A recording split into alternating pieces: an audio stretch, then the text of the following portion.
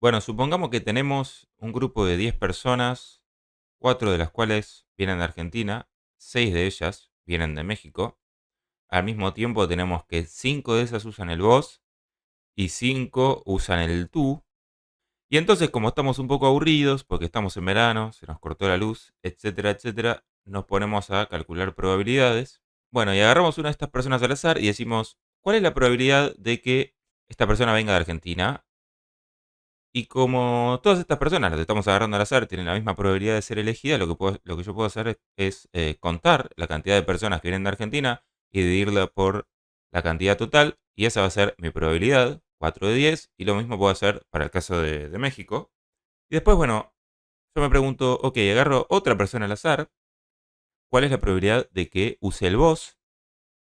Y hago lo mismo, cuento y divido sobre el total, acá me da un medio en ambos casos, y sigo, ¿no?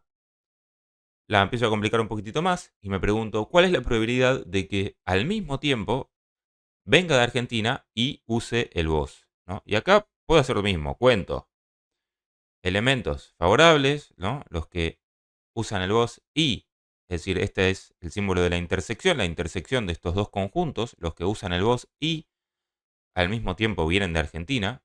Cuento de vuelta, 3 sobre 10 es la probabilidad que estoy buscando. Y después me pregunto, bueno, pero ¿cuál es la probabilidad de que venga de Argentina y al mismo tiempo use el vos? Y esta es una pregunta un poco capciosa, un poco tonta. La probabilidad es exactamente la misma. Es decir, bueno, la probabilidad de que sea Argentina y use el vos es lo mismo. Y esta es una igualdad que eso puede parecer un poco trivial, pero que después nos va a resultar útil, ¿no? Y después, bueno, la seguimos complicando un poquito más. Nos preguntamos ahora cuál es la probabilidad de que, sabiendo que es de Argentina, es decir, yo agarro a una persona, veo que es azul, ¿no? Pero todavía no la escuché hablar y digo, bueno, ¿cuál es la probabilidad de que, sabiendo que esta persona es azul, venga de Argentina, use el vos, ¿no? Y esto es lo que nos estamos preguntando con esta formulita. Es decir, de alguna manera lo que yo estoy haciendo acá es, bueno, cambio un poco la perspectiva, ¿no? Restrinjo mi población, mi espacio muestral, y saco cuentas de la misma manera que las estaba sacando antes, en este caso, porque todas tienen la misma probabilidad de ser elegidas, y saco cuentas a partir de este nuevo espacio muestral, ¿no? Es decir, en este caso hacemos lo mismo que hacíamos antes, la probabilidad, sabiendo que es Argentina, de que use el vos es 3 de 4. Ahora, fíjense qué interesante que yo puedo llegar a este mismo resultado si agarro la probabilidad de la intersección que habíamos visto antes, es decir, la probabilidad de que vocee y al mismo tiempo sea Argentina, y la divido por la probabilidad de que sea Argentina a secas, ¿no? Esto ya lo habíamos calculado. Esto también. Vemos que los 10 se cancelan, ¿no? Multiplico por el recíproco, etcétera, etcétera, y me queda 3 cuartos, lo mismo que habíamos visto antes, ¿no? De manera un poquito más general, esto es lo que estoy calculando, la probabilidad de la intersección sobre la probabilidad de que sea Argentina. Y acá me da igual, ¿no? La probabilidad de que sea Argentina me da igual si vocea o no vocea. A mí solo me interesan los azules en este caso. Acá no, acá me interesa que sea azul y que al mismo tiempo vocee, ¿no? Y con este pequeño grado de abstracción llegamos a nuestra primera fórmula del video, que es la fórmula de la probabilidad condicional, ¿no? Es decir, la probabilidad de A de algún evento A, dado que sucedió un evento B, es igual a la probabilidad del evento A intersección el evento B, es decir, de estas dos cosas al mismo tiempo, dividido la probabilidad de esta cosa, que puede suceder con o no esta cosa, ¿no? Acá incluyo personas que vienen de Argentina y que usan el tú, ¿no? Acá me da lo mismo, no estoy pensando en eso. Esta es la proporción, así, por así decir, general. Y esta es la proporción más específica de una cosa y la otra. Y cuando yo las divido, lo que estoy haciendo acá es como se dice, normalizar, ¿no? Y de alguna manera lo que estoy haciendo es lo que veíamos antes, ¿no? Me estoy quedando con una partecita de mi espacio muestral. Estoy haciendo esto, estoy haciendo esta división. Y así llegó a esta fórmula que nos va a resultar sumamente útil. Entonces, seguimos sin luz, seguimos aburridos y queremos seguir calculando probabilidades. Y ahora lo que nos preguntamos es, ok, yo saqué una de estas personas, la escuché vocear, escuché que voceaba, pero todavía no sé de qué país viene. Entonces yo lo que quiero saber es, bueno, sabiendo que esta persona vocea, ¿cuál es la probabilidad de que venga de Argentina? ¿No? Y podríamos decir, bueno, debe ser la misma, ¿no? Debe ser tres cuartos. Pero en realidad, si hacemos lo mismo que hicimos antes, nos vamos a dar cuenta de que no es así. Es decir, vamos nuevamente a restringir nuestro espacio muestral a las personas que vocean, que como vemos son 5, y ahora vamos a hacer lo mismo que hacíamos antes, que es contar de estas personas que vocean, ¿cuántas vienen de Argentina? 1, 2, 3, dividido 5. Y esa sería la probabilidad que estamos buscando. Otra vez podemos ver que podemos agarrar la probabilidad de la intersección, la probabilidad de Argentina y voceante, que es 3 sobre 10, la dividimos por la proporción de argentinos, de personas que vocean en el total de la población, y nuevamente vemos que llegamos al resultado que estábamos buscando. De manera más general, lo que tenemos es que la probabilidad de Argentina dado voz es igual a la probabilidad de Argentina intersección voz, Argentina y voz, dividido probabilidad de voz, y acá nuevamente incluyo a las personas que vocean y no son de Argentina. Pero habíamos visto que probabilidad de Argentina y voz es lo mismo que la probabilidad de voz y Argentina. Y eso que parecía una pavada, ahora nos sirve para obtener algún teorema, como se dice, ¿no? Para sacar nuevas conclusiones. Nosotros sabemos que si esto y esto es lo mismo, y acá voz y Argentina, Argentina y voz es lo mismo, podemos empezar a hacer algunas cuentitas. Pasamos dividiendo, ¿no? Dividimos ambos lados esto, pasamos dividiendo esto, y nos queda una igualdad, ¿no? Con lo cual, a partir de esas dos probabilidades condicionales que nosotros habíamos calculado, puedo llegar a esta nueva igualdad. Y esto ya es de por sí interesante. Si yo sigo tirando de ese hilo, puedo despejar la probabilidad condicional, ¿no? A sobre B, B sobre A. Es decir, esta es la igualdad que teníamos antes. Paso dividiendo Argentina y veo que probabilidad de voz sobre Argentina es esto. Pero también si paso dividiendo, en este caso paso dividiendo el voz, bueno, acá despejo Argentina dado voz. ¿Y cuándo voy a usar esta fórmula? Bueno, no sé, cuando me sirva, ¿no? Resulta que esto así, planteado, es muy útil en la ciencia. Y por eso lleva un nombre, ¿no? Lleva un nombre que se llama Teorema de Bayes. Y es muy simple, pero vamos a ver al mismo tiempo que es sumamente poderoso, ¿no? Y lo que dice el teorema de Bayes es esto, básicamente, que es lo mismo que decir esto, como vimos antes, ¿no? Es decir, en este caso, vos es A, Argentina es B, y estas dos igualdades siempre se cumplen. Ahora, hay una cosa interesante para notar es que esto es un teorema, es decir, esto se deriva de las cuentas que hicimos antes. La probabilidad condicional era una definición. Entonces, resulta que el teorema de Bayes es muy útil en casos como el siguiente, ¿no?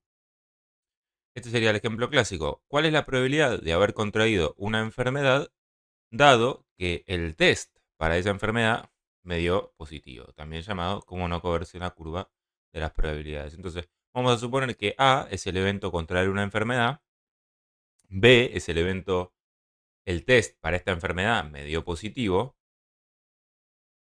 Entonces yo lo que me pregunto es, che, me dio el test positivo. ¿Cuál es la probabilidad de que yo tenga esta enfermedad?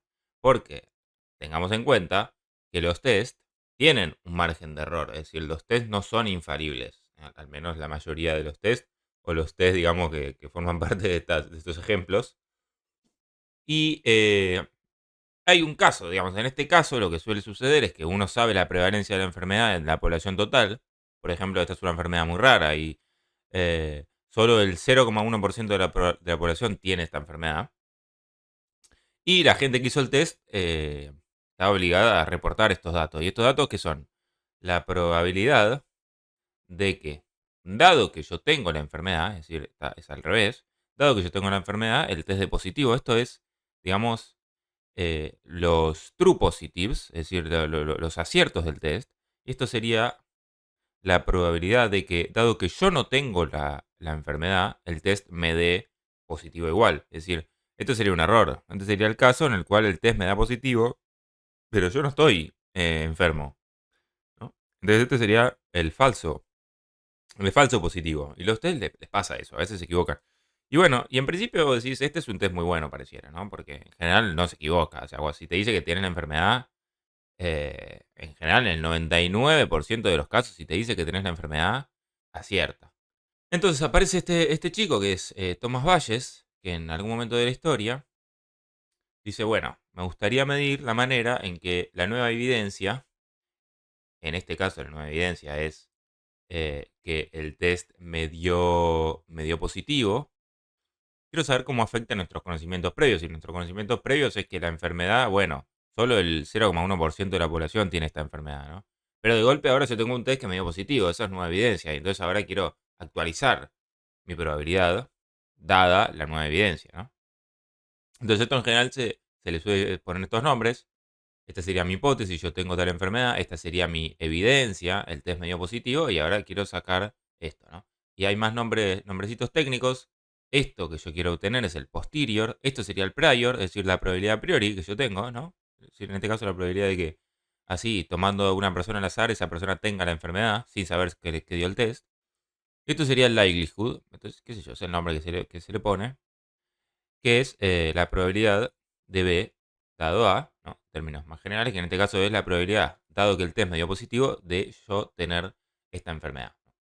Y entonces, ¿quién viene a nuestra ayuda acá? Bueno, nada más y nada menos que el teorema de Bayes, ¿no? En estos casos, el teorema de Bayes es sumamente útil, ¿no?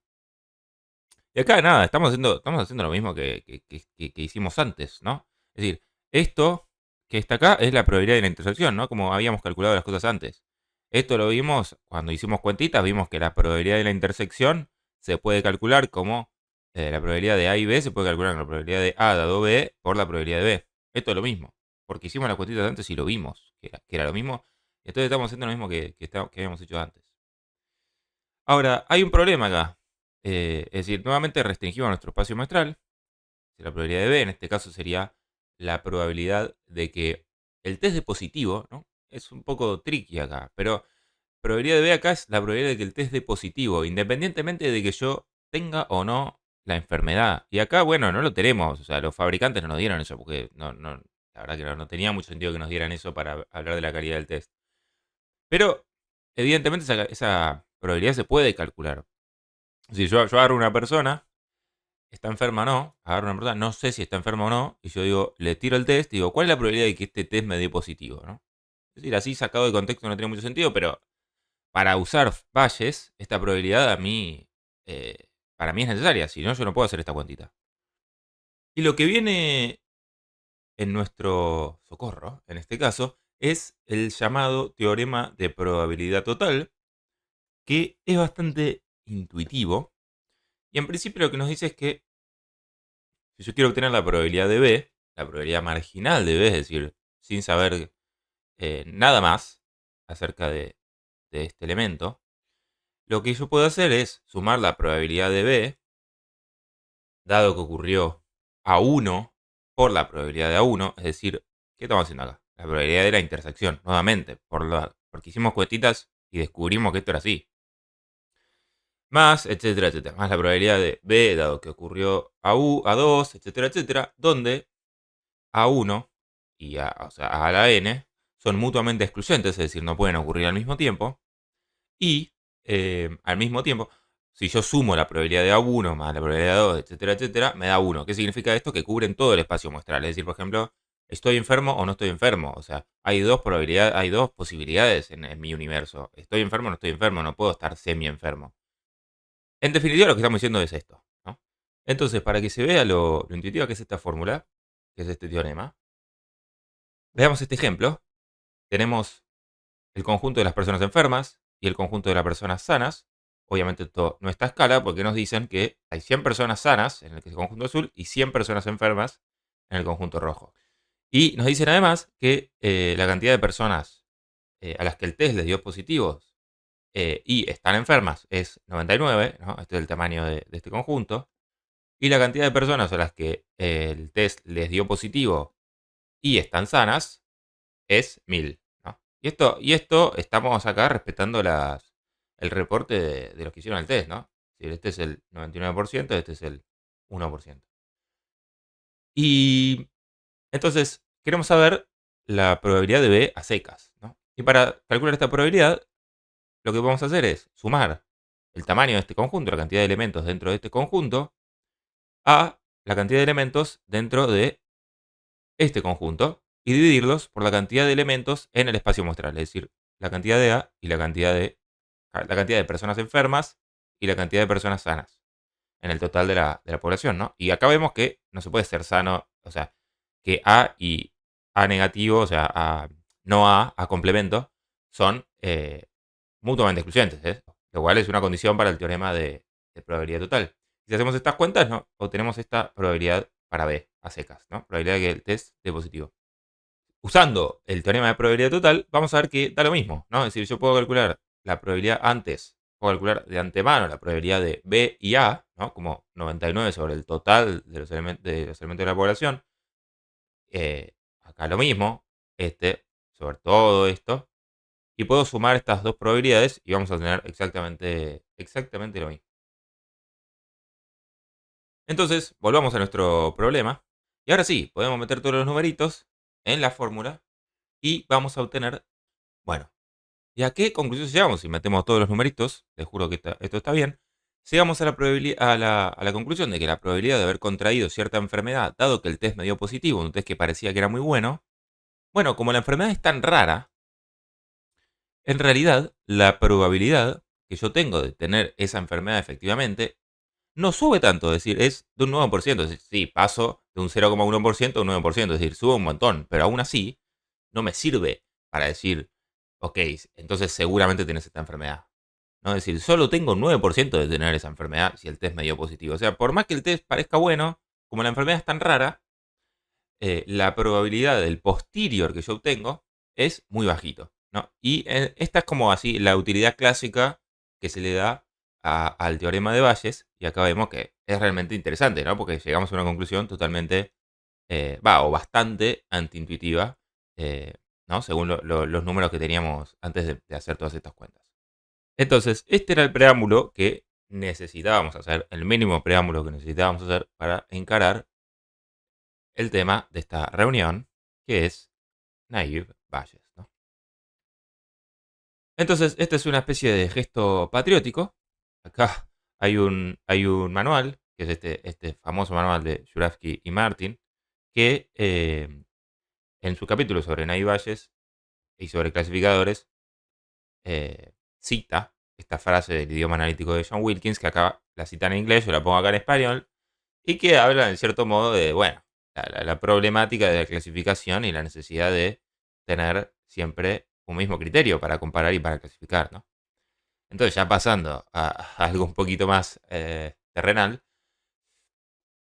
podemos hablar de cuáles son los ingredientes de un clasificador en Machine Learning, ¿no? Entonces, a priori, lo primero que necesito son dos o más clases para clasificar.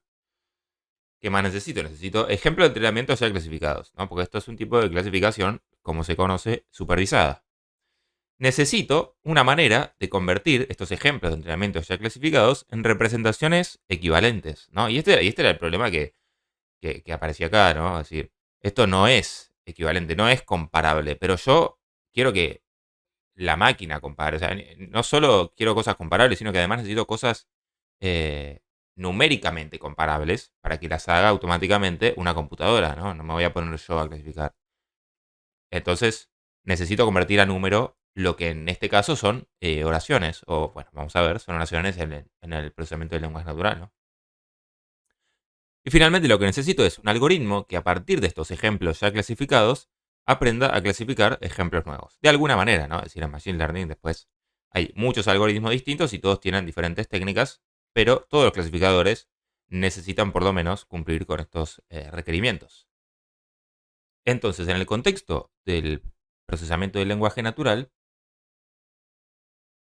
mis ejemplos son textos, es decir, documentos, ¿no? D significa documentos. Yo tengo ejemplos nuevos que quiero clasificar. tengo un conjunto de clases, esta C mayúscula, posibles, por ejemplo, argentino o mexicano, por ejemplo, enfermo o no enfermo, que pueden ser más de dos también. Y lo que yo quiero es estimar la clase, y esto, la estimación, esto es lo que significa este sombrerito, que estoy estimando una clase. Quiero estimar la clase a la que pertenece este documento D. Y entonces, ¿cómo se traduce esto a los términos en los que veníamos hablando antes? D, el documento, el ejemplo nuevo, es nuestra evidencia. Por ejemplo, que el test diapositivo, ¿no? Los casos de evidencia que habíamos visto, el test diapositivo, esta persona está usando el voz, etcétera, etcétera. Entonces, el documento nuevo es nuestra evidencia. Entonces, lo que yo voy a hacer es recorrer todas mis clases posibles, voy a calcular esta probabilidad y me voy a quedar, voy a estimar la clase que tiene una mayor probabilidad condicional. Ahora bien, fíjense que acá entra el teorema de Bayes. Es decir, no vamos a calcular directamente la probabilidad de C dado D, y acá tengo mi nuevo láser, sino que vamos a calcular la probabilidad de C dado D usando el teorema de Bayes, y eso lo que implica es que vamos a decir, bueno, probabilidad de C dado D es igual a la probabilidad de D dado C por la probabilidad de C dividido la probabilidad de D. Y acá sucede algo interesante o importante, que es que yo lo que quiero es calcular esto para cada clase, ¿no? La probabilidad de Argentina dado la evidencia, la probabilidad de México dado la evidencia. La probabilidad de la evidencia va a ser siempre la misma, es decir, justamente lo que estamos calculando, lo que estamos insertando en esta ecuación acá, en esta fórmula, es la probabilidad de la evidencia independientemente de la clase, ¿no? Es decir, esta es la probabilidad condicional, esta es la probabilidad marginal. Con lo cual esto va a ser lo mismo en las dos cuentitas, la que yo hago con México y la que yo hago con Argentina. Y como esto, a ver, este es un método que se tiene que implementar computacionalmente, todo lo que sea innecesario, todos los cálculos que no me vayan a servir, los vamos a eliminar, ¿no? Es decir, entonces esto directamente lo vamos a eliminar de la fórmula. Y ahora, sucede algo importante, más allá de esto, que es casi un detalle. Lo importante que sucede es que yo acá fíjense que estoy haciendo algo un poco extraño, que es, estoy calculando la probabilidad de un documento, es decir, la probabilidad de que suceda un documento, es decir, la probabilidad de que suceda una oración, ¿no? Dado una clase, como, eso es lo que estoy haciendo. Y al hacer eso, estoy entrando en un paradigma, que es un paradigma, yo diría, no sé, clásico, ponele, que es el paradigma de los language model. Y un language model, un modelo de lenguaje, es definido como una función que agarra una string, es decir, una cadena de texto, una secuencia de palabras, y le asigna una probabilidad. Ahora, fíjense que cuando nosotros queremos calcular una probabilidad desde un punto de vista teórico, tenemos que asumir que existe un espacio muestral, es decir, que existe una cantidad finita, limitada, de resultados posibles. Es decir, que existe una cantidad limitada de oraciones posibles, de libros posibles, etcétera, etcétera, ¿no? Y para asumir eso, ¿no? Es decir, esto lo que me dice es que el hecho de que existe una cantidad limitada, lo que implica es que si yo sumo la probabilidad de cada uno de esos libros posibles, esa probabilidad me va a dar 1, ¿no? Ahora, para que exista una cantidad limitada, yo tengo que asumir dos cosas. Primero que nada, que la longitud del texto está fija, es decir, que yo no puedo seguir agregando palabras infinitamente. Y también estoy asumiendo, por lo tanto, que mi alfabeto sigma, es decir, mi vocabulario, mis palabras posibles, está fijo también. Es decir, yo no puedo inventar palabras. Y con esto ya nos podemos ir haciendo una idea de cómo vamos a calcular la probabilidad de dado C. Y básicamente la respuesta es que vamos a descomponer un documento en las palabras que lo constituyen, ¿no? Y eso es lo que nos dice básicamente esta fórmula. Vamos a estimar la probabilidad de D dado A como la multiplicación de la probabilidad de cada uno de los términos que pertenecen al documento dado la clase, dada la clase. ¿Y cómo vamos a calcular esta probabilidad? Bueno, vamos a agarrar todos los textos de la clase, todos los documentos, etcétera, los vamos a concatenar y vamos a calcular la cantidad de palabras que hay en ese choclazo de documentos concatenados. Y luego vamos a agarrar, vamos a contar la cantidad de veces que aparece un término T, un término determinado, en ese choclazo, y vamos a dividir la cantidad de veces, la cantidad de ocurrencia de ese término en ese choclazo por la cantidad de palabras totales en ese choclazo. Y así vamos a haber estimado esta probabilidad. Es decir, vamos a estar usando un método que la verdad que suena muy intuitivo, pero que tiene el nombre de Maximum Likelihood Estimation. Y vamos a ver en qué consiste con un ejemplo sencillo. Pensemos en este caso. Yo tiro una moneda y quiero saber cuál es la probabilidad de obtener cara o seca a priori, ¿no? Entonces yo puedo asumir que es una moneda equilibrada y por lo tanto la probabilidad de obtener cara es 0,5. Ahora pongamos que yo dudo de si esta moneda es o no equilibrada y digo, bueno, mejor, ¿sabes qué? Lo voy a calcular con Maximum Likelihood Estimation, con esta técnica. Entonces yo lo que voy a hacer es lanzar esta moneda y voy a calcular la probabilidad como la probabilidad que me permite regenerar los resultados que yo obtuve al lanzar la moneda 10 veces. O la podría lanzar 5000 veces, no importa. Entonces pongamos que yo lanzo la moneda, ¿no? Y obtengo seca, seca, seca, seca, seca, una cara, seca, seca, seca, seca, otra cara, ¿no? Entonces, bueno, qué sé yo, es rara. Yo digo, bueno, la verdad es que no me convence que sea una moneda equilibrada. Si yo miro este resultado, el valor para estos parámetros que me maximiza la probabilidad de generar esta secuencia de vuelta es 2 de 10 para cara y 8 de 10 para seca, ¿no? Y ese es el razonamiento que uno aplica cuando calcula parámetros o probabilidades, ¿no? Usando esta técnica, ¿no? Es decir, de alguna manera lo que yo me estoy preguntando, me estoy preguntando es si quisiera generar una secuencia con la misma cantidad de caras y secas, ¿qué probabilidad debería asignarle a cada resultado, ¿no? Y ese es el razonamiento que está detrás de esta técnica para estimar parámetros. Y bueno, y que da origen a este nombre, que puede parecer un poco confuso, pero que es el de modelo generativo. Es decir, al estimar las probabilidades, de alguna manera yo estoy generando un modelo que me permite generar esos mismos resultados, ¿no? Y que aplicado a texto va a ser básicamente cómo genero o cómo regenero este mismo texto, ¿no? De alguna manera este modelo me va a permitir generar texto.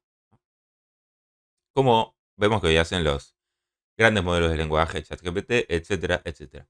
Ahora, aplicado a texto, básicamente voy a hacer lo mismo, ¿no? La diferencia es que, bueno, en lugar de tener un resultado, dos resultados posibles, es decir, cara o seca, voy a tener una cantidad de resultados mucho mayor porque voy a tener todas las palabras de mi vocabulario. Y recordemos que no son resultados infinitos porque yo estoy asumiendo que las palabras posibles están fijadas, ¿no?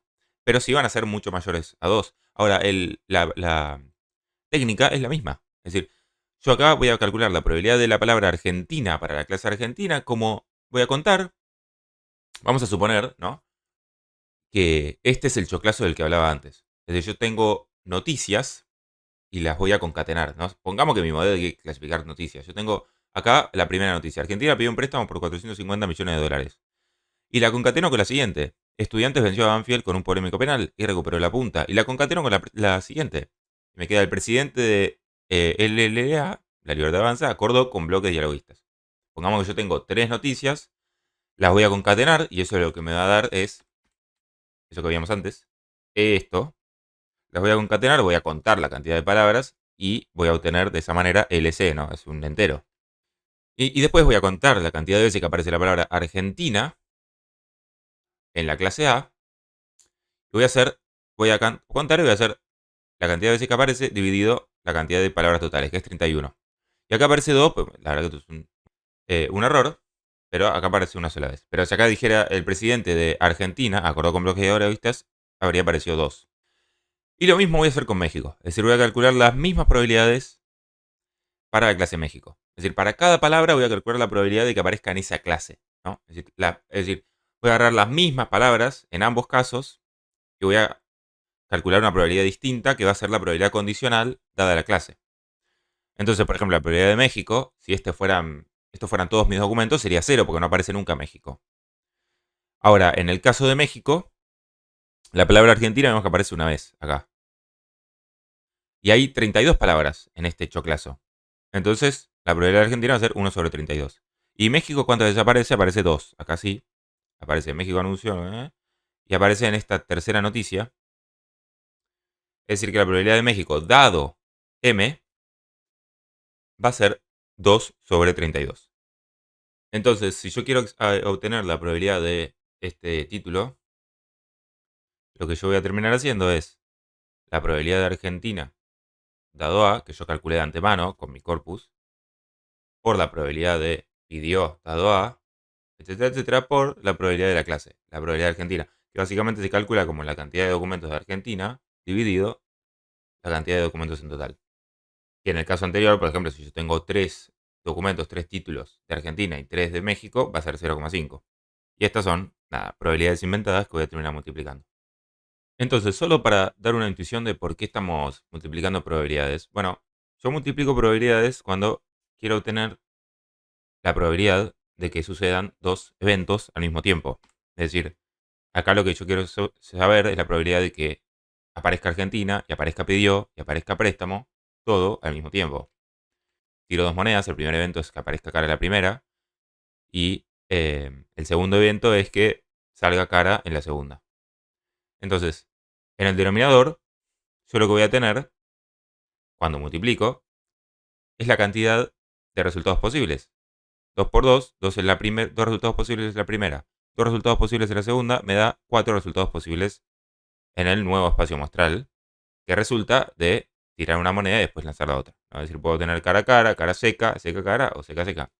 Y en el numerador, yo lo que obtengo es la cantidad de resultados favorables, es decir, la cantidad de resultados que yo considero un éxito y para el cual yo estoy calculando la probabilidad, ¿no? Es decir, si yo quiero calcular la probabilidad de que me salgan 2 caras cuando tiro 2 monedas, hay uno solo de estos resultados que yo considero como favorables y hay 4 resultados posibles. Entonces, fíjense cómo multiplicando la probabilidad estoy rearmando el espacio muestral y estoy rearmando la cantidad de resultados posibles dentro de ese espacio muestral y estoy obteniendo la probabilidad que busco. También podría decir, bueno, yo quiero la probabilidad de que me salga cara en la primera y en la segunda me da igual. La segunda puede salir cara o seca. Entonces, acá yo voy a tener lo mismo. Un medio de probabilidad de cara en la primera y en la segunda hay 2 sobre 2, ¿no? Es decir, hay 1, la probabilidad es 1, hay 2 resultados que yo considero favorables y por lo tanto, en el espacio muestral resultante, lo que yo voy a tener es 2 resultados favorables sobre los 4 posibles que son los mismos de antes. Y acá la probabilidad va a ser un medio. Entonces, fíjense cómo a partir de esta técnica yo podría hacer como mi propio chat GPT, ¿no? Y generar títulos de Argentina. Porque yo sé cuál es la probabilidad de que aparezca cada una de las palabras en la clase argentina. Entonces yo puedo agarrar y decir, bueno, me quedo con las palabras más probables, no sé, las que tienen probabilidad mayor a 0,04 y voy agarrando una al azar. Y así voy generando texto. Y me va a quedar un texto probablemente muy incoherente. Y de paso también le asigno una probabilidad a que termine, ¿no? Una probabilidad de stop, una probabilidad de que ese título de ese documento se corte, porque tiene que terminar en algún momento. Y más o menos con esto, con este aparato, yo puedo generar títulos que parecen de Argentina, no muchos, demasiado. Pero lo que me parece interesante de esto es que de alguna manera acá está el germen de los modelos de lenguaje que aparecen ahora, los grandes modelos de lenguaje, de ChatGPT, etcétera, etcétera, ¿no?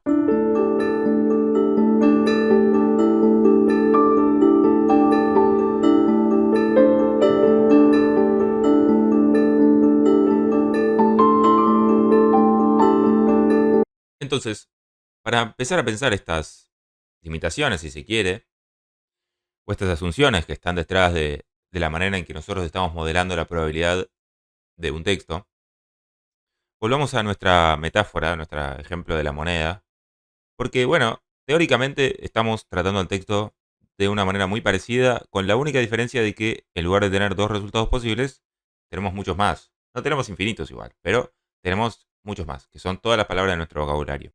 Pongamos que yo lanzo una moneda, lanzo otra moneda, y en el primer caso me da esto, que no sé si cara o seca, pongamos, que me aparece la República Argentina, después me aparece un sol, y voy a lanzar la tercera moneda, ¿no? Y yo me pregunto, bueno, dado que yo tuve una República Argentina y un sol, ¿cuál es la probabilidad de que obtenga otra República Argentina, ¿no? Y la respuesta acá es la misma. Es decir, si yo acá obtenía un sol y un sol, suponiendo, ¿no?, que la moneda sea equilibrada, suponiendo que cada uno de estos resultados tenga 0,5, la probabilidad de que yo obtenga un sol o una República Argentina es la misma. O sea, si acá aparece República Argentina, la probabilidad de que aparezca República Argentina es la misma que si acá me aparece sol, sol. Y eso es un concepto importante, ¿no? Porque formalmente lo que eso significa es que la probabilidad de que me aparezca cara en el tercer lanzamiento, dado que me apareció seca en el primero y cara en el segundo, o al revés, no sé exactamente, es probabilidad de cara. O sea, es la misma probabilidad, es la probabilidad marginal, es la probabilidad que yo tengo lanzando una moneda mañana, pasado. Es decir, el resultado de todos los lanzamientos de moneda de la historia no influye en el resultado de la próxima moneda que yo voy a lanzar. Y este es un concepto sumamente importante porque lo estamos aplicando al texto también. Y en este caso no tiene tanto sentido. Es decir, yo acá lo que estoy haciendo es la probabilidad de feature es lo mismo que palabra, va a aparecer en los textos como sinónimos. Yo estoy diciendo, bueno, la probabilidad de Argentina, dado la clase, por la probabilidad de pidió, dado la clase, es la misma. Es decir, estoy asumiendo que que la probabilidad de que aparezca la palabra pidió cuando apareció Argentina es la misma que la probabilidad de que aparezca la palabra pidió cuando yo tengo cualquier otra palabra antes de eso, ¿no? Formalmente, lo que estoy haciendo es probabilidad de la palabra 1 dado la clase, así. Cuando en realidad, desde un punto de vista, no sé, lingüístico, tendría más sentido hacer esto, porque nosotros sabemos que cuando yo empiezo a generar texto, si aparece la palabra Argentina, y no es tan probable que aparezca de vuelta la palabra Argentina, ¿no? Es difícil que yo genere un texto que diga Argentina, Argentina, Argentina, Argentina, Argentina. Probablemente si aparece la palabra Argentina, ya eso condiciona las probabilidades de la palabra que venga después. Pero yo me estoy olvidando de eso al calcular mi probabilidad con el modelo de Naive-Bayes. Y eso es sumamente importante, ¿no? Por ejemplo, o por un ejemplo todavía más abstracto, si yo tengo el determinante del artículo el, la probabilidad de que aparezca este artículo es igual a la probabilidad de que aparezca el artículo el, dado que apareció la palabra en inglés de, ¿no? Como si y cuando nosotros sabemos que si aparece la palabra de, por empezar están hablando en inglés, entonces la probabilidad de que aparezca una palabra en español es mucho más baja. Y segundo, acaban de usar un artículo, con lo cual, ¿para qué van a poner dos artículos seguidos? Sería algo bastante agramatical y algo bastante improbable. Pero yo me estoy olvidando de esas probabilidades condicionales. Es decir, sí, estoy usando la probabilidad condicional, pero solo estoy condicionando según la clase, pero no estoy condicionando según las palabras que aparecieron antes en la oración, ¿no? Y eso es muy importante, porque estoy asumiendo ni más ni menos que independencia, que es lo que veíamos antes. La probabilidad de A dado B es igual a la probabilidad de A. Esta es la definición formal de independencia y lo estamos asumiendo para las palabras. No para las clases, pero sí para las palabras en relación unas con otras. Y este es el motivo, básicamente, por el cual Naive-Bayes se llama naive. Entonces, si volvemos un segundito a lo que estábamos viendo antes, yo puedo seguir multiplicando probabilidades para calcular la probabilidad de conjunta de dos eventos, pero ahora ya no va a tener tanto sentido. Entonces, ¿cómo sería esto? Supongamos que al lanzar la segunda moneda, la probabilidad de obtener cara, si yo obtuve cara en la primera, es distinta, ¿no? Cambia, es un tercio. Es decir, ¿qué pasa acá? Ya no hay independencia. Porque si yo la lanzo así como en el vacío, por ahí la probabilidad es un medio. Pero si yo la lanzo después de haber lanzado otra que me dio cara, y esto es lo que me dice acá, la probabilidad de cara en la segunda, dado la cara en la primera, es un tercio. Y esto lo que significa es que estos eventos ya no son independientes. Lo cual en el caso de las monedas es muy raro, pero teóricamente, conceptualmente es eso lo que significa. Y fíjense que ahora yo, si quiero obtener la probabilidad conjunta, puedo multiplicar la probabilidad de la primera por la probabilidad de segunda, pero tengo que tener mucho cuidado de multiplicar esta probabilidad, no la probabilidad marginal, porque si hago un medio por un medio, me va a dar una probabilidad equivocada. Es decir, ahora la probabilidad de cara a cara pasa a ser un sexto. Y se ve que ya no puedo hacer lo que estaba haciendo antes, ¿no? De agarrar casos favorables y dividir por casos posibles. Y la razón de eso es que eso solo lo puedo hacer cuando cada uno de estos resultados tiene la misma probabilidad. pero si la probabilidad de este resultado es distinta a la probabilidad de este resultado, ya no puedo calcular la probabilidad de esa otra manera. Pero sí puedo seguir multiplicando las probabilidades. Solo que tengo que tener cuidado de elegir la probabilidad correcta.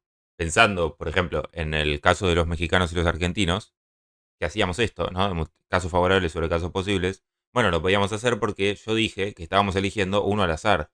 Entonces, cuando uno elige uno de estos elementos al azar, todos los elementos tienen la misma probabilidad, ¿no? Eso es lo que significa elegir al azar. Bueno, pero hay otra asunción importante en Ayvalles que tenemos que tener en cuenta. Nosotros decíamos que calculábamos la probabilidad de Argentina pidió un préstamo así. Calculaba la probabilidad de esta por esta, la probabilidad de esta. Ahora, como dice esta chica, la multiplicación es conmutativa. ¿Y eso qué significa? Que 3 por 5 es lo mismo que 5 por 3. Por lo tanto, 0,8 es lo mismo que 0,8 por 0,2 es lo mismo que 0,2 por 0,8. O sea, puedo poner en cualquier parte de estos números, el resultado va a ser el mismo. Con lo cual, ojo, ¿qué estamos haciendo acá en realidad? Estamos calculando la probabilidad para esto, pero esa probabilidad es la misma que la de pidió un préstamo a Argentina y es la misma que la de pidió Argentina préstamo 1. Es decir, yo a esta oración, que es totalmente agramatical, le estoy dando la misma probabilidad que esta oración, que es una oración perfectamente formada, o esta que tiene que poner un tópico, no sé, una topicalización o lo que sea. Y eso es otra asunción muy importante que lleva el nombre en la literatura de NLP de Bag of Words y que está bastante presente en muchas otras técnicas de NLP, pero que es fundamental en Naivalles.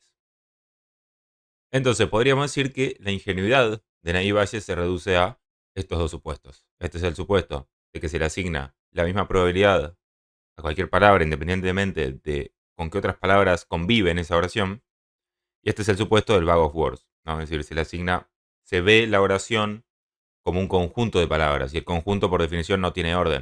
Y esto, para este señor que tiene aspecto de ser bastante importante y bastante sabio, bueno, él dice, bueno, la historia reciente del NLP puede verse como un esfuerzo por superar estas dos limitaciones, lo cual parece bastante sensato. Y la verdad es que si uno piensa, por ejemplo, en los Transformers, que ahora son tan exitosos y están tan de moda, bueno, como que implementan mecanismos específicos para superar estas limitaciones, ¿no? Self-attention, digamos, para introducir el contexto y positional embeddings para introducir en el cálculo el hecho de que, bueno, tal palabra apareció en tal lugar de la oración. No es lo mismo si aparece primera o si aparece última o si aparece en la mitad.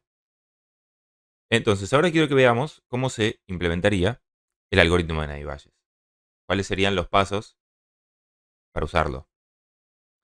Y el primer paso es agarrar todos nuestros documentos de entrenamiento, que son documentos tagueados, ¿no? Por ejemplo, son oraciones y yo sé que esas oraciones corresponden a la clase Argentina o a la clase México.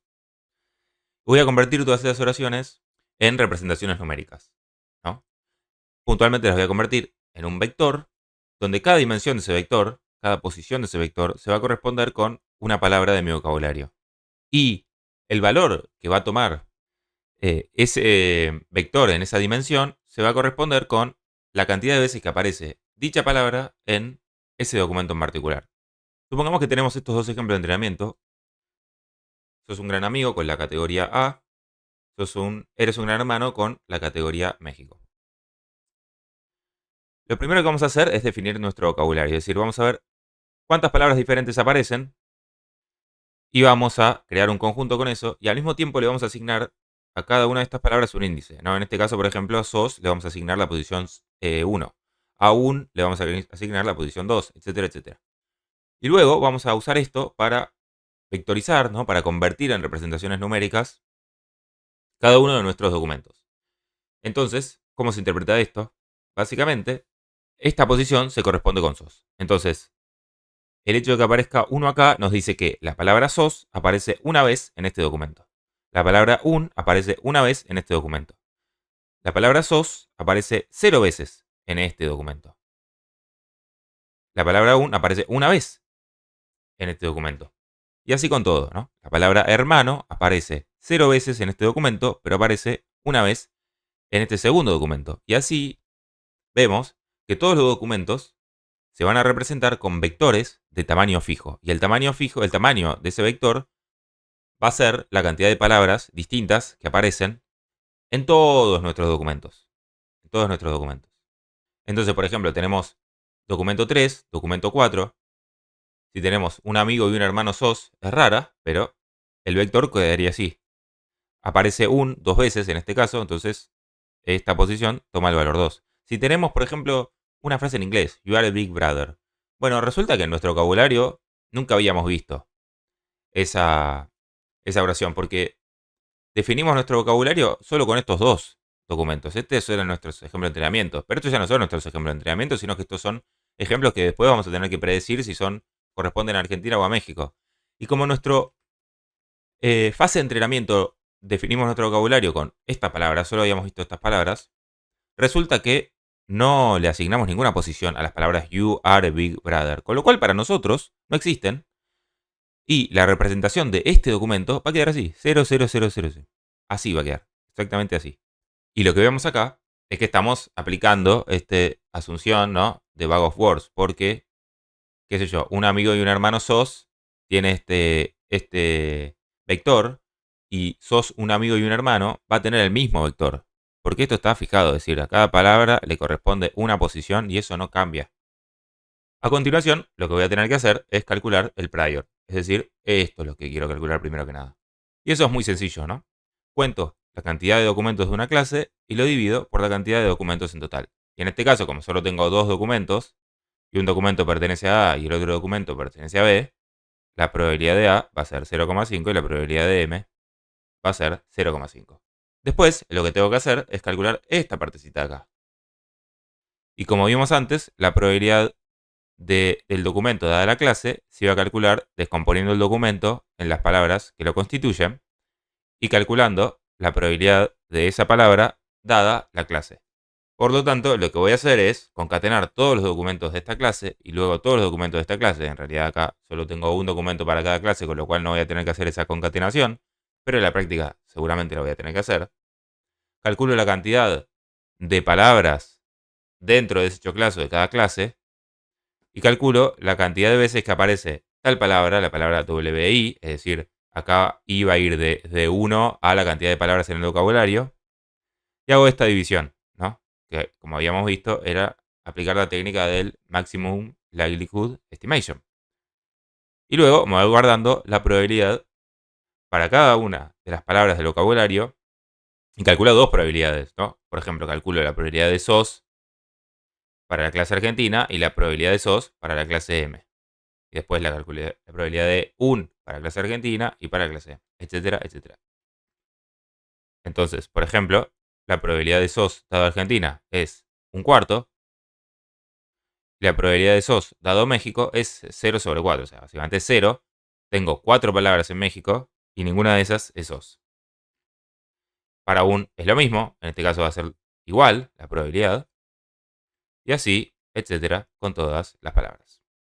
Entonces, fíjense que con estos datos yo ya podría calcular esto. Que es algo que no voy a hacer en la fase de entrenamiento. No me interesa obtener esta probabilidad. Lo que voy a hacer en la fase de entrenamiento es calcular esta probabilidad, o sea, la probabilidad de cada palabra. Pero la probabilidad del documento en sí no me interesa en la fase de entrenamiento. Esto lo voy a hacer cuando venga un nuevo documento y quiera saber a qué clase pertenece.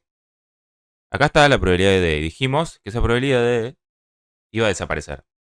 Es decir, yo podría calcularla acá. Yo podría usar el teorema de probabilidad total, calcular la probabilidad marginal de W1 dado A más la probabilidad de W1 dado M. Eso me va a dar la probabilidad de W1 a secas, ¿no? La probabilidad marginal. Y así yo podría calcular la probabilidad de D. Pero como me va a dar lo mismo en ambos casos, yo directamente la puedo tachar. Y me ahorro esta división y hago todo el algoritmo un poquito más eficiente. Por eso empieza a aparecer ahora este simbolito que lo que significa es proporcional. Esta probabilidad es proporcional a este cálculo, a este resultado. Pero no es estrictamente igual, ¿no? Y lo otro que quiero que notemos es que, pongamos que yo quiero calcular la probabilidad del documento 1 dado Argentina y dado México.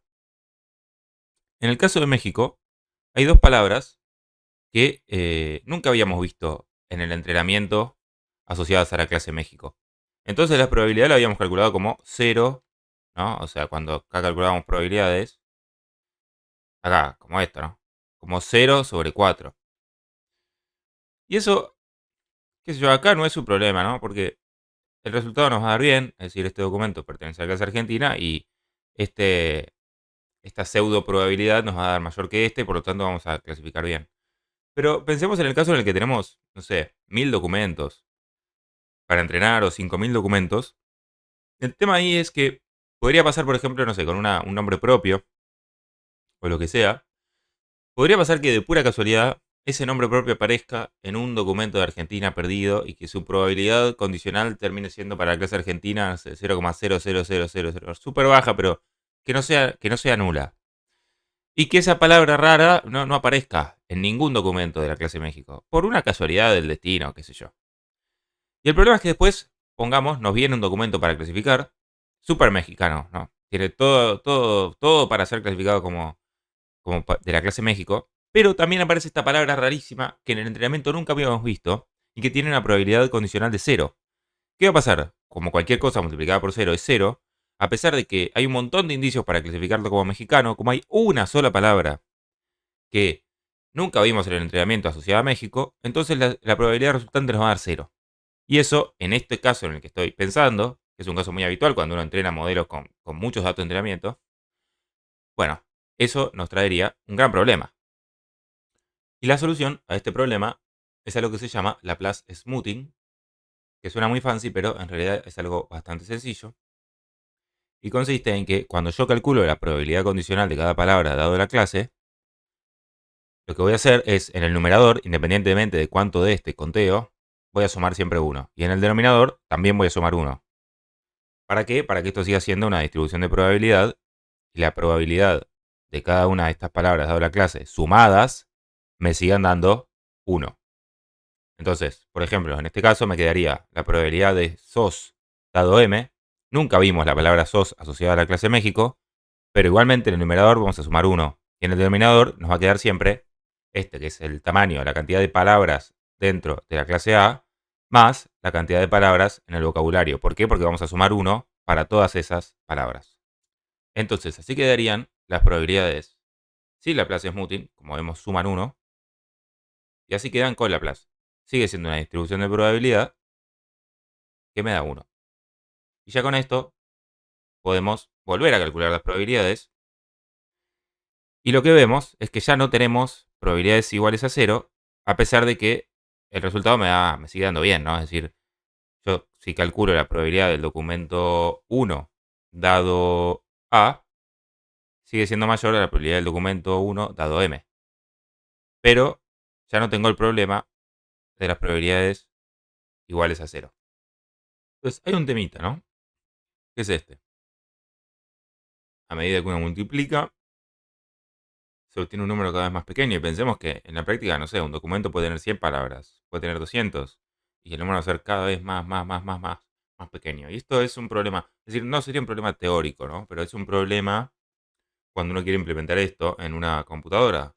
Porque las computadoras representan los números con una cantidad limitada de bits.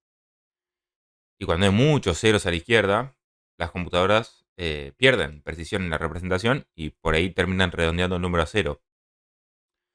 Y obviamente es un problema porque ya no puedo comparar estas dos probabilidades. Entonces la solución a este problema es usar logaritmos.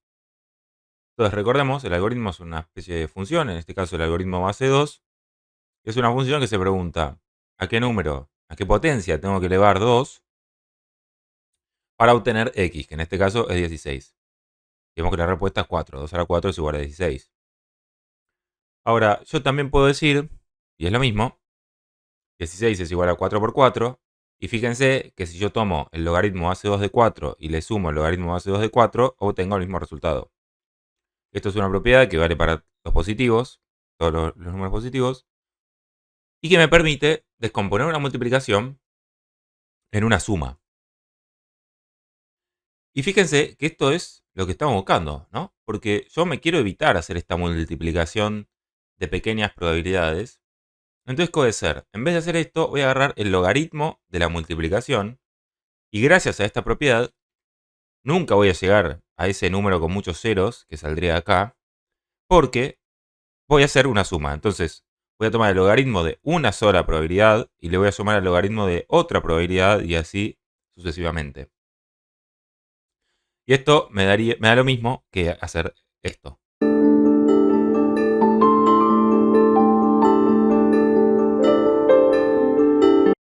Y entonces voy a empezar a manipular números como estos, negativos, pero que no generan tanto problema. Negativos porque el logaritmo de una fracción me va a dar negativo, pero que no generan tantos problemas como los números positivos, pero muy, muy pequeños, que eran los que queríamos evitar.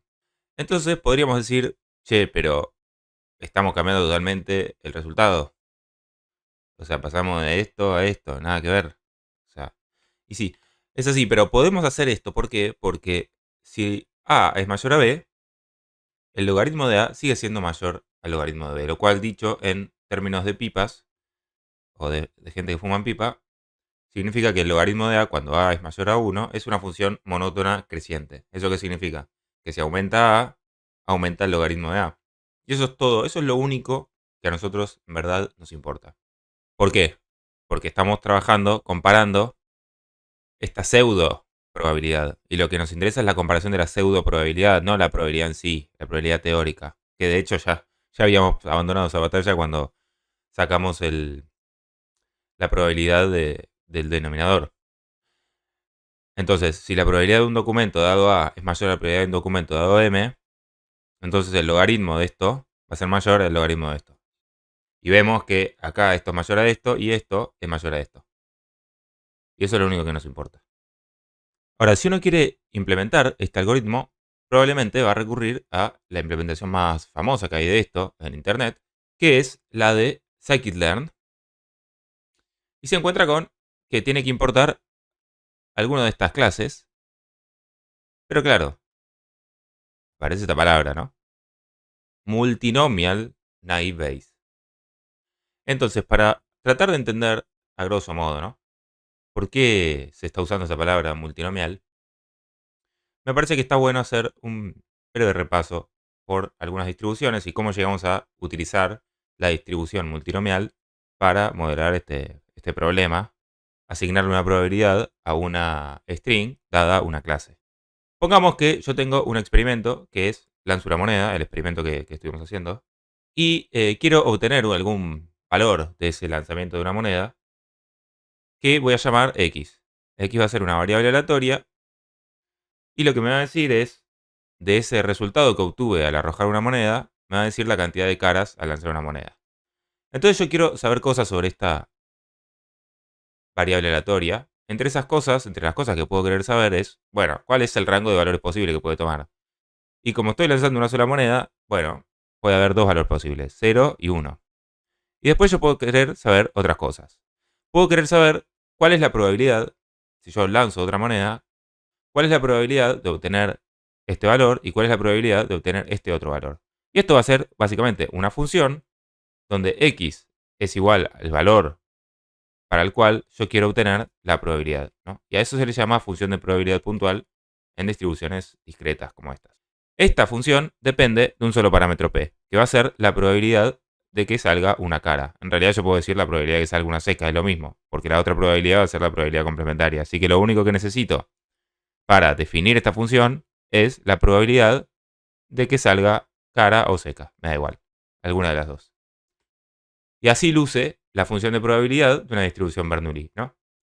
Si el input es 0, es decir, el valor de la variable aleatoria aquí, acá toma valor 0, la probabilidad de obtener 0 caras es 0,5 y la probabilidad de obtener una cara es 0,5.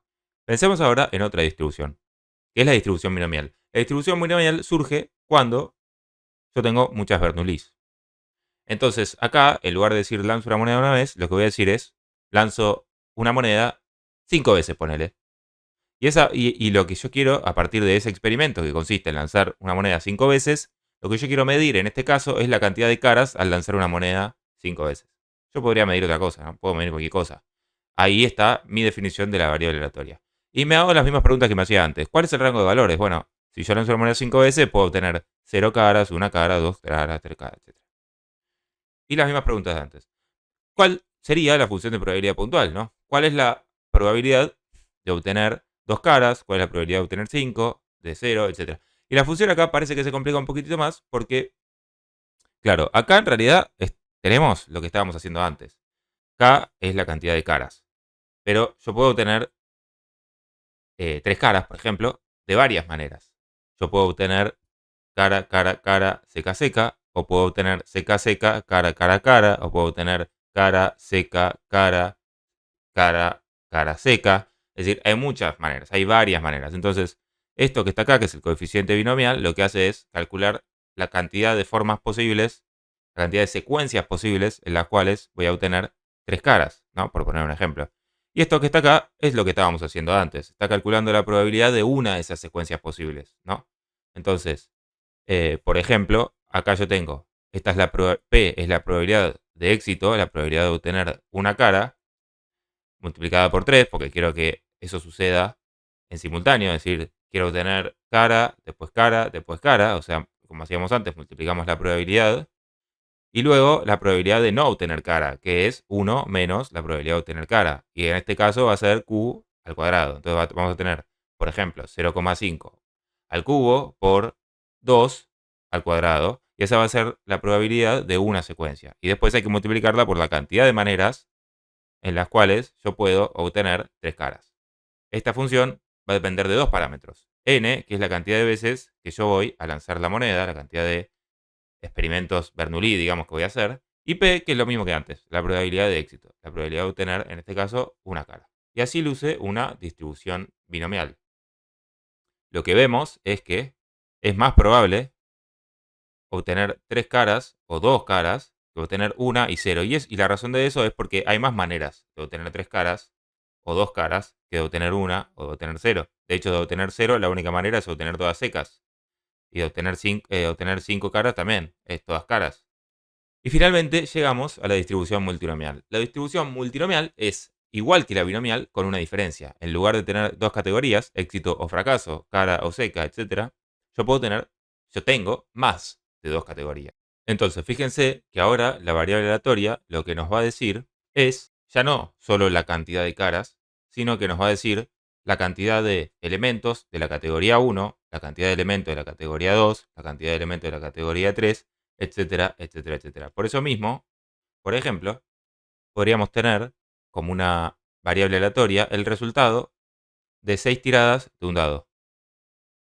Estas son los parámetros, la probabilidad de 1, la probabilidad de 2, de 3, de 4, etc. 6 es este n que habíamos definido antes, porque voy a tirarlo 6 veces, pero yo podría tirarlo 10 veces. Es un parámetro que puede ir variando. Y la función de probabilidad puntual lo que me va a decir es, ok, ¿cuál es la probabilidad de que al lanzar 6 dados yo obtenga, por ejemplo, 2 unos, 2 2, 2 3? Ponele. Y obviamente esta suma siempre va a dar 6. Y acá a la derecha lo que tenemos es como habíamos visto antes. Esta sería la probabilidad de una sola secuencia donde aparecen 2 unos, 2 2 y 2 3, pongamos. Y esta es la cantidad de formas en las que puede aparecer 2 unos, 2 2 y 2 3, ¿no? Por ejemplo, pueden aparecer 2 3 al principio, 2 unos al final, etcétera, etcétera. Hay un montón de formas. Y le estoy multiplicando la probabilidad de una sola secuencia donde aparecen 2 unos, 2 2 y 2 3 por la cantidad de formas en las que puede suceder esta secuencia. Si yo quisiera una única secuencia, la probabilidad de una única secuencia, con un orden que yo defina, simplemente me puedo quedar con esto, con esta probabilidad. Pero lo que me da la función de probabilidad puntual es la probabilidad de un conteo específico. Y eso lo que implica es que ya no me va a importar el orden en el cual aparecen las categorías. Solo me va a importar cuántas veces aparecen. Entonces, ¿qué vamos a hacer en Naivalles? Vamos a ajustar una distribución multinomial para cada una de nuestras clases. Y las categorías van a ser todas las palabras del vocabulario. En nuestro ejemplo, esto quedaría así. Ajustamos una distribución multinomial para la clase A y otra distribución multinomial para la clase M. Y lo que vemos es que las probabilidades son distintas, porque sabíamos que la probabilidad de que apareciera SOS en la clase A era distinta a la probabilidad de que apareciera SOS en la clase B. Entonces, bajo esta concepción, se podría decir que escribir es como tirar n veces un dado cuyos posibles resultados son todas las palabras del vocabulario. cuando uno escribe documentos de la clase A, la probabilidad que tiene cada palabra de aparecer es esta. O sea, sale de acá. Cuando uno escribe documentos de la clase M, la probabilidad sale de acá. Entonces, pensemos, por ejemplo, que queremos calcular la probabilidad de esta oración que no habíamos visto en el entrenamiento, que es sos un gran hermano. Vectorizada, convertida a un vector, la oración nos queda así, ¿no? Porque acá tenemos una ocurrencia de la palabra hermano, que aparecía en la sexta posición, la sexta dimensión de este vector, y tenemos en este caso 0 ocurrencias de la palabra amigo. Y esto es lo mismo que si hubiéramos dicho, yo quiero saber la probabilidad de que aparezca un 1, un 2, un 3, un 4 en 4 tiradas de dados. Ahora, acá vemos que hay algunas sutiles diferencias entre lo que es la multinomial ortodoxa, por así decir, y la multinomial que estamos usando, que es una especie de modificación optimizada para hacer cálculos con la computadora. Y lo primero que vemos es que, como dijimos, cuando uno ajusta una distribución multinomial, n es un parámetro fijo. Entonces, yo siempre tengo 6 tiradas de dados y quiero saber la probabilidad de obtener algún conteo específico. Pero acá n no depende de la clase, porque no todas las instancias de la clase tienen la misma longitud. Es decir, no la han soldado la misma cantidad de veces. A veces la han soldado 10 veces, porque tengo un documento de 10 palabras. A veces la han soldado 15 veces. Entonces, estos valores que deberían sumar, por ejemplo, si yo tiro 6 dados, estos valores tienen que sumar 6. O sea, puedo tener 6 unos y listo. Puedo tener 4 unos, 2 2, y bueno, y la suma me va a dar 6. En este caso, la suma me va a dar la longitud del documento. O sea que va a ir variando documento a documento. Y además, nos vamos a dar el gusto de tachar esto, porque se acuerdan que esto multiplicaba esta probabilidad de una secuencia particular por la cantidad de formas posibles de obtener este conteo. Pero acá lo vamos a tachar. ¿Por qué? Porque esto da siempre lo mismo, sin importar cuál sea los valores de la probabilidad. Entonces nosotros lo que vimos es que, claro, lo que varía es P. Pero las formas de obtener ese conteo específico de ocurrencias es igual. Y esas son como las dos grandes separaciones del multinomial naive Bayes, con comillas, la verdadera distribución multinomial. Entonces, ahora sí, podemos pasar a esta notebook que preparé delicadamente para ustedes. Entonces, en esta notebook lo que tenemos son comentarios y posteos del Reddit de Argentina, del Reddit de México, descargados de esta herramienta que recomiendo mucho. Y lo que vamos a hacer es entrenar un modelo de naive Bayes para que aprenda a clasificar comentarios. Es decir, comentarios que no sabe de qué foro vienen, que los clasifique, a ver si puede descubrir si vienen de Argentina o si vienen de México. Ese va a ser el objetivo del modelo. Entonces, lo que vamos a hacer acá es concatenar estos dos datasets para tener un solo dataset.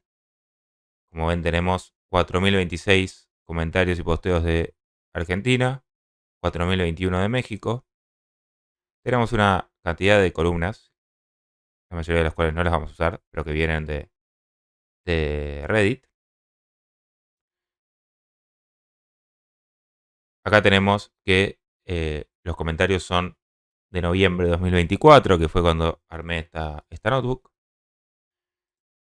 Y este es la columna con el texto que a nosotros nos va a interesar clasificar. Entonces acá agarramos uno de ejemplo, que HP ni siquiera debe pensar en el día a día si usar una promoción o comprar en otro lugar.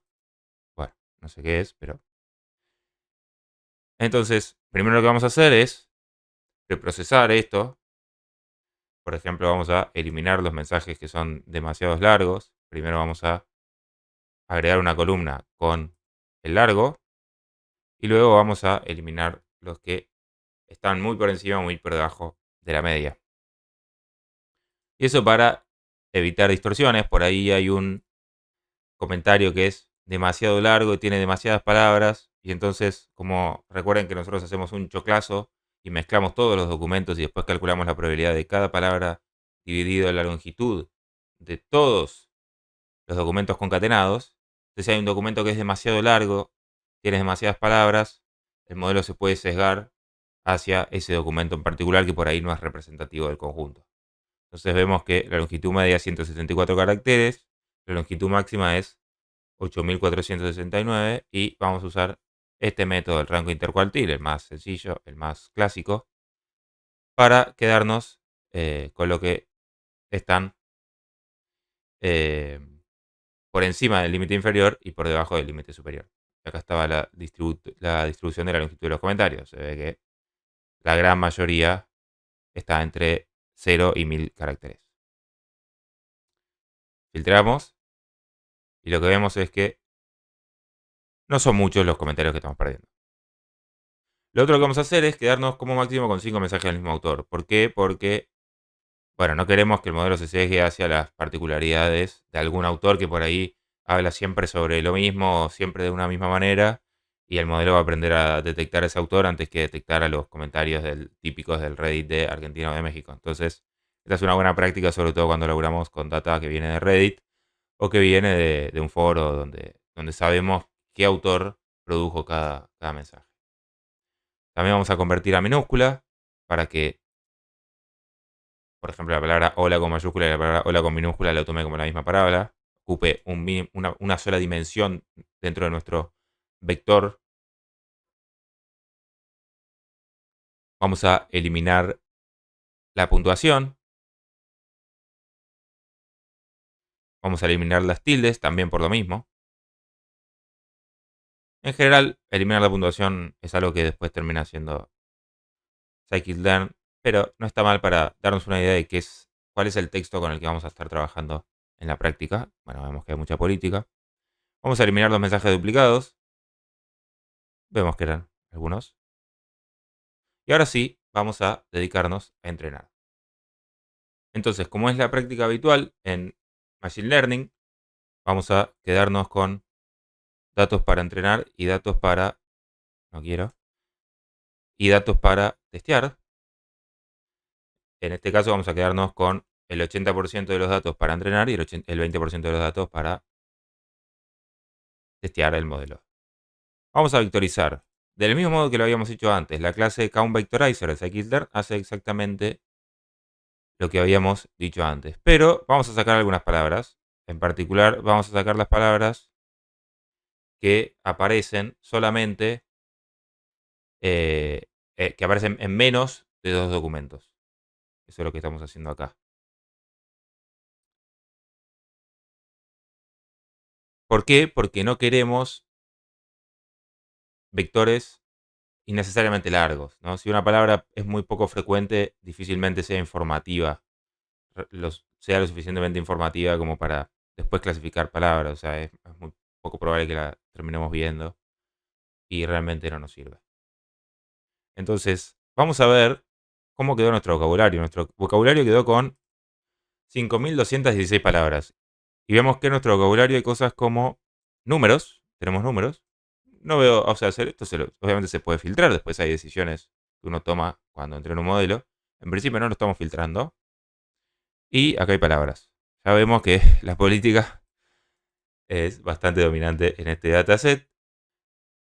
Entonces, para que se vea lo que estoy haciendo, voy a instanciar un nuevo vectorizador siguiendo el ejemplo que habíamos visto en la PPT. No, vamos a esta vez, vamos a instanciarlo y vamos a pasar por parámetro el vocabulario. Vamos a decir que el vocabulario solamente tiene estas 6 palabras. En realidad el vocabulario, fíjense que acá lo está aprendiendo solo. Es decir, está haciendo él mismo la cuenta. Está agarrando todo el dataset y está contando las palabras únicas. En este caso le estamos diciendo nosotros qué palabras queremos que tenga en cuenta. Y que las otras las ignore, ¿no? Entonces, estamos definiendo otro vectorizador que no es el que vamos a usar para entrenar, pero es para mostrar cómo que lo que vimos en la PPT funciona exactamente igual en este caso. Entonces, si vectorizamos sos un gran amigo, nos queda este vector que nos cansamos de ver. 1, 1, 1, 1, 4, 0, 0. Y si vectorizamos una oración cuyas palabras no están en nuestro vocabulario, vemos lo que habíamos visto antes con la frase en inglés, 0, 0, 0. Así nos queda este documento. Obviamente el modelo no va a tener ni idea de cómo clasificarlo y va a asignarlo a la clase más probable, porque recordemos que está usando el prior, ¿no? Entonces, hecho esto, volvemos a nuestro vectorizador original y lo que vamos a hacer es convertir todas nuestras oraciones de entrenamiento en vectores y todas nuestras oraciones de evaluación en vectores con esta línea. Y ahora sí, con esta otra línea, muy sencillo, vamos a ajustar el modelo. ¿Qué significa ajustar el modelo? Bueno, básicamente lo que significa es que estamos calculando las probabilidades condicionales de cada palabra con respecto a nuestras clases, que en este caso son Argentina y México. Listo, ya entrenamos el modelo. Es un modelo muy eficiente, se pensó para que fuera eficiente hace 40 años y por lo tanto hoy con la computadora que tenemos es mucho más eficiente. Entrenamos en menos de un segundo con 6.000 oraciones, creo que eran un poco más. Así que en ese sentido es un gran algoritmo. Y ahora lo que podemos hacer es simplemente evaluar, ¿no? Acá tenemos nuestras predicciones para esos datos que no habíamos visto en el entrenamiento. Lo que vamos a hacer es comparar esas predicciones con la verdadera categoría y analizar el Classification Report. Y esto lo que nos dice básicamente es que acierta en el 75% de los casos. Bastante mejor que el azar, ¿no? Yo podría decir, si yo tengo un clasificador dummy, un clasificador que clasifica según el azar, eh, no me va tan bien, ¿no? Sería como un 50%, le pegaría el 50% de los casos, más o menos, porque son categorías balanceadas, con un prior muy parecido. Pero nuestro clasificador le pega al 76% de los casos, lo cual es interesante. Y lo último que quiero hacer es inspeccionar un poquito a la clase de scikit-learn para mostrarles qué fue lo que estuvo calculando. Lo que calcula puntualmente es esto, que se llama logprob. Es decir, la probabilidad condicional, pero convertida a logaritmo. ¿Por qué? Porque después, calculando esto de antemano, después puede hacer la suma. Puede evitarse de hacer la multiplicación. Entonces, lo que guarda esta clase internamente, ¿ven? Estos son los logaritmos. Un número negativo, muy lejano a cero. Y los guarda para la clase Argentina y para la clase México. Exactamente lo que habíamos hecho antes. Y lo que podemos hacer es, bueno, yo agarro esto y agarro esto. Y veo cuál es el que tiene el número más grande. Veo qué palabras tienen un logprob más grande.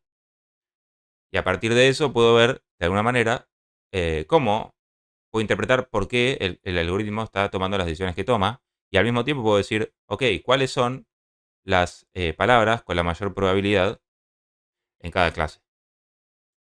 Esto es lo que hace esa función, genera ese objeto. Y entonces lo que vemos es que las palabras con mayor logprob para Argentina son estas. Y fíjense que es interesante, claro. Es obvio, pero al mismo tiempo es interesante que, claro, que, de, la son palabras muy poco informativas para nosotros y para el algoritmo. Pero como son las más frecuentes, van a terminar teniendo el mayor logprob. Lo mismo pasa con México, fíjense. Que de la, obviamente, esto en la cuenta no va a servir para clasificar. Pero como da más o menos lo mismo, al final lo que va a terminar definiendo si la probabilidad de un documento nuevo es mayor para Argentina o para México van a ser las otras palabras. También quería mostrarles que podemos hacer esta cuenta manualmente y nos va a dar algo muy parecido, ¿no? Por ejemplo, podemos hacerlo para la palabra pelotudo y lo que vemos es la frecuencia de pelotudo en el choclazo este es 0. Las palabras en el choclazo son 35.878.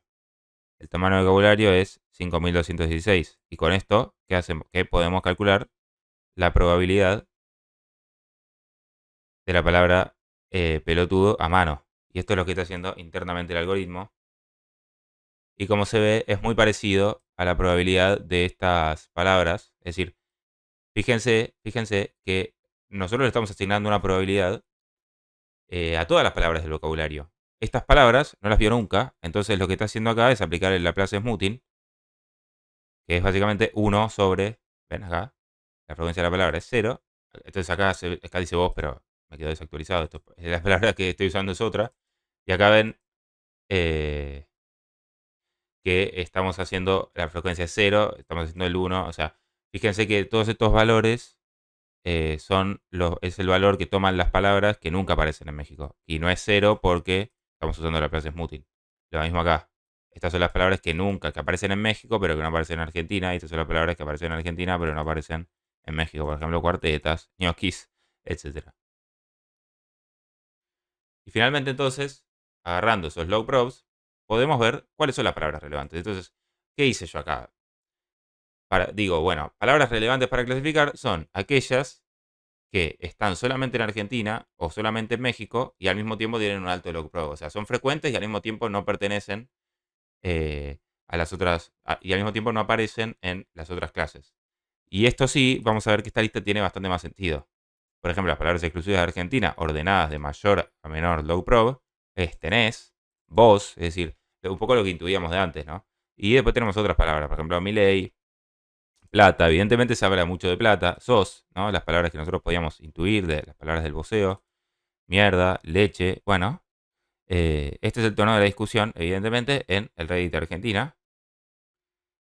Veamos, a ver, el tono de la discusión en el Reddit de México. Y acá tenemos, bueno, México es un poco más nacionalista quizás.